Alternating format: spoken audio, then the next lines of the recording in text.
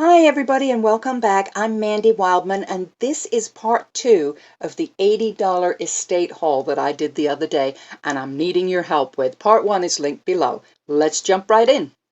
I got really excited when I saw this. It's a vintage wall hanging and the lady who owned it, painted all the detail in this gorgeous dollhouse. Beautiful thing. And she didn't finish it, which is really exciting because I think I'm going to finish it, but I do need a little bit of help with what kind of paint I should use to finish it. And when I'm done, I'll show it to you. Well, I'm always up for a bit of colorful pottery in my kitchen. And of course, this is oven-proof, famous, iconic Pyrex. I love Pyrex just as much as the next person. Here we've got a sort of a cranberry, deep mulberry color piece of Fiestaware. It's a little bowl, and again, color. But the pièce de résistance in this little batch was this gorgeous teal mixing bowl. I love it, and it's mine. Am I actually making any money here? Those of you who know me know that I love dolls, and I really thought this little girl was fabulous. She's modeled in great detail, and she's a ballerina, designed by Patricia Rose for Bell Ceramics, and it says 1993. I'm thinking about fixing her up in some way. If you've got any ideas, let me know in the comments below. It wouldn't really be an estate sale if there weren't a bunch of old sewing patterns. There were tons, but I picked these and maybe someday I'll even make them.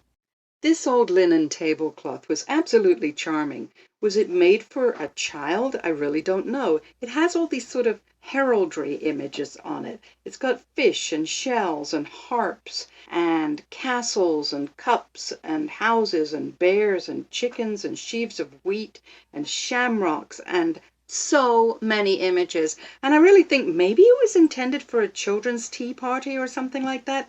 I really love this, but I probably will sell it because it's not really my thing, but it's darling.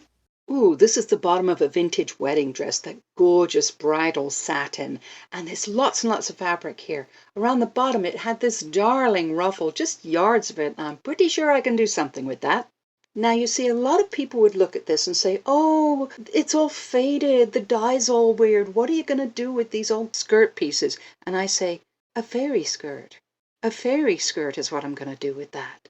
This incredibly detailed early 1940s silk chiffon wrapper, as they used to be called, is gorgeous, but it's so badly damaged I dare not even try to clean it. I may try to clean it, but I have no promises for how it's going to turn out. There were some other wonderful pieces of vintage fabric, including this delicate pleated silk chiffon, which I swooned over. But look, I found the white-on-white embroidered tablecloth that goes with the 5 napkins I found earlier, and I found 3 more napkins, so I've got the whole set for an 8-place setting. Yahoo!